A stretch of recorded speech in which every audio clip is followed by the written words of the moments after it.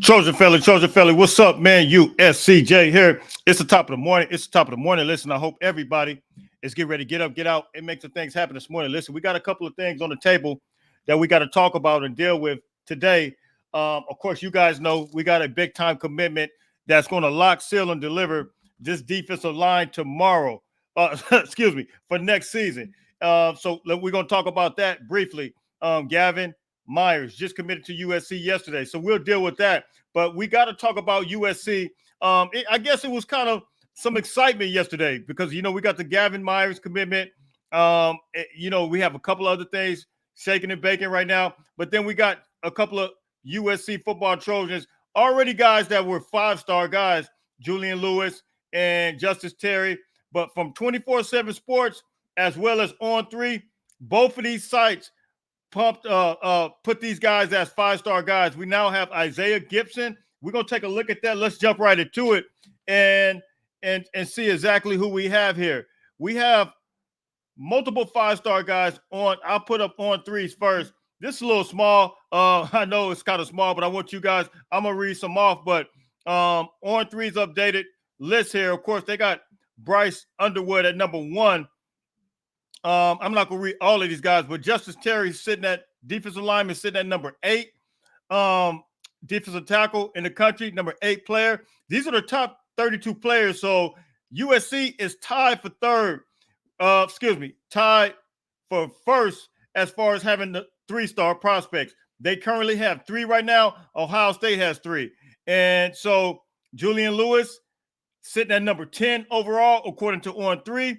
And then Isaiah Gibson finally got his 5th star, and he's sitting at number 28 as a player. So we'll take a look at 24/7 Sports and see how they have theirs labeled as well. Let's go to that real quick, just so you guys can see that. And here it is right here.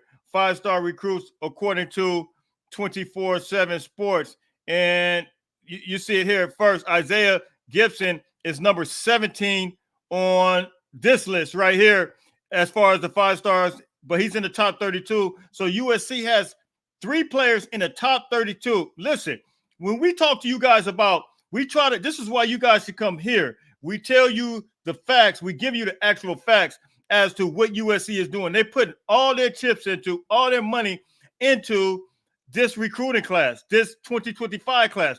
You're talking about possibly having the number 1 defensive line in the country, hands down. And so you got Isaiah Gibson sitting at number 17. Justice Terry on this list is sitting at number 12 as a player. He's a defensive lineman. And then, of course, Julian Lewis sitting at number 16 as a player. So, look, man, it's crazy because, where does this Ohio State quarterback, Tavion St. Clair, they got him as the number 2 quarterback. They got Bryce Underwood, the LSU commit. They got him as the number 1 quarterback, and Julian Lewis now is the number 3 quarterback. It's amazing when they get to be USC commits. Somehow, some way, they always find a way to bump these guys down. However, I'm not gonna complain because we got 3 players that are not only 5 stars, but 3 players that are in the top 32. So that's saying something. Listen, I'm telling you guys right now, if USC lands Elijah Griffin and then Trajan Odom as well, who's a 4-star defensive lineman, USC can absolutely secure the number 1 class in the country, hands down. Look, can all the complaining that we hear all the time, can USC coaches get some love for the phenomenal job? We always hear about all these other coaches buying players, doing this and doing that, but these guys are actually recruiting these guys, developing relationships. Eric Henderson has been on the road. Doug Belt, all of these guys, Matt Ince, I've been seeing these guys everywhere. Lincoln Riley as well. So look, man, I want to salute them, take my hat off, and salute this coaching staff for the phenomenal job that they're doing and securing really the 2nd class in the country right now. Ohio State being the number 1. So you guys can drop those comments. You guys can tell me what you think about that, and let me know how you feeling about that. Now, you guys know yesterday we brought to you this information about this guy right here. This is my Twitter. You guys know I put up all kinds of information on my Twitter, but this was one of the things after researching this thing out yesterday. I went on ESPN site and looked up both of these guys, Derek Harmon and I looked up Gavin Myers. Both of these guys who coincidentally were in the transfer portal, but one was highly sought after. And look, I don't know if you guys saw the film of a guy like Gavin Myers, but this guy has a incredible motor on him. And I want to put up a comment as well, because both of these guys, here's the text that I put out. I said, I'm just going to leave this right here and let this sink for a minute. Derek Harmon and Gavin Myers both had 3.5 sacks on the year. In their career. And look, Gavin Myers' actual PFF rate is like a 77. This guy has some high production, and he might be a smaller player. And one of the things that has to be considered, which is a couple people put in my comment section yesterday after the video, and I did think about that. Look, Gavin Myers, 285 pounds. He can put easily. Think about what Cam Fountain did. Think about what some of these other guys did, putting on weight. Easily put on that weight. Has plenty of time to put on that weight. So we're not even worried about that. He could be a 300-pounder before you know it. Just depends on how they want to use him, how they want to put this weight on, and he could still be a nose tackle. And who's to say that he hasn't gained weight right now? We don't even know if Gavin Myers is even sitting at 290 right now. So that's one of the things that I put up. But here is a very intelligent, let me show you guys this. This is one of the most, this is from the video I did yesterday, and I'm going to read it to you, but this is the comment. I want to shout him out. This is coming from Dion Barton, and he commented on a video I did yesterday about Gavin Myers, and he says this. Shout out to you, Dion. Fight on, man. I appreciate this intelligent comment. And this was after the commitment of Gavin Myers. He said, you don't pay $1.5 million. He's making reference to Derek Harmon. You don't pay $1.5 million for a $500,000 player. That's bad business. Not only do you have less for your priorities, such as the high school defensive lineman, which we just talked about, very intelligent comment, that USC is in the running for, but you also dramatically change the locker room. Hello, let the church say amen. Listen, it changes the locker room when one guy absolutely changes the locker room. When you give this big bag to a guy who's supposed to be asking for more than a guy like Bear Alexander. I mean, this dude is absolutely he has it correct. Dominique Williams, he was even asking for more than what a guy like Bear is getting. You know how much disruption that it cause? He's absolutely has this correct. And so it will dramatically change the locker room. When Caleb Williams makes, when Caleb Williams makes a boatload of money, the rest of the locker room gets it. But USC has a bunch of dudes on the roster, and this is what I've been saying all along, who are as good at and as valuable as Harmon would be, who would be making far less. They will deeply be unhappy and will be expecting a raise. That's a problem. And he says this, bottom line is this.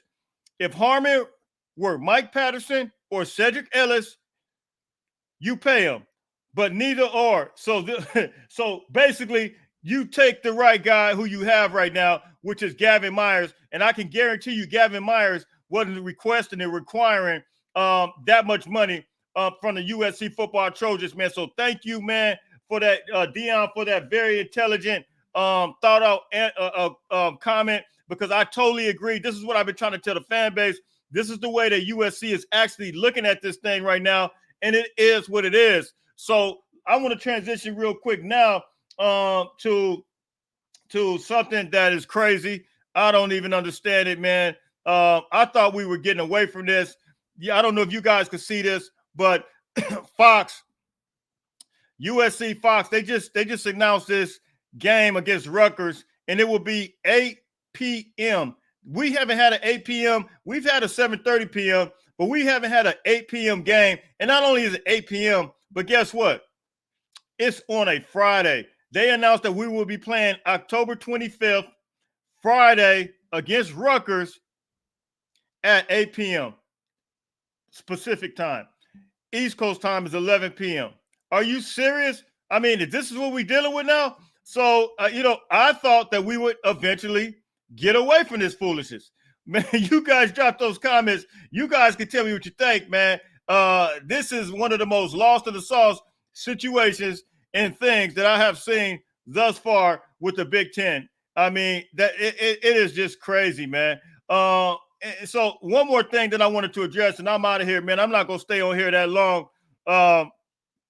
It is dealing with the NCAA. I'm not gonna get into this as a whole, but you guys know I talked to you guys about revenue sharing possibly coming, and sure enough, I'm gonna read some of this to you, and this is coming from On3 last night. You guys know I said that the NIL was one aspect of individual players getting money, but then now revenue sharing.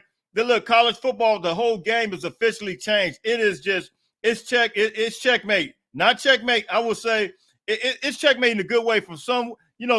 Athletes as a whole will get some revenue sharing, but it's like the NCAA doesn't know how to govern anything as it relates to college football. And now here it is right here, private equity firm.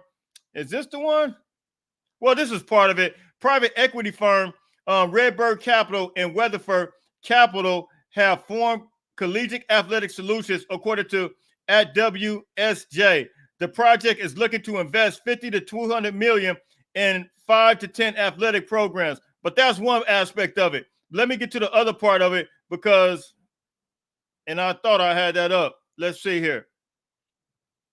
I'm going to get to the other part of it because they actually voted on, let's see here. Now I know I did not lose this, but anyway, the NCAA, you know what? I know where I have it. Okay, here we go. It's right here. And some might say that this is going to mess up college football, but you know what? I told you guys this was coming, but here it is. On3 is reporting this. The NCAA Board of Governors voted to accept the settlement with plaintiffs in a high-stake House versus NCAA antitrust case, a history-making development that is expected to usher in new college sports financial model. Listen, we told you that this was going to happen. I've heard that it's up to 22% possibly, but let me get into some of this, and I'm going to be done. The NCAA Board of Governors voted Wednesday to accept the settlement with plaintiffs in high-stakes House versus NCAA antitrust case, a history-making development that is expected to usher in a new college sports financial model. The ACC, Big Ten, and Big 12 conference leaders have already approved the settlement, while the SEC and the Pac-12 leaders are expected to approve the settlement terms with the votes in the next 24 hours.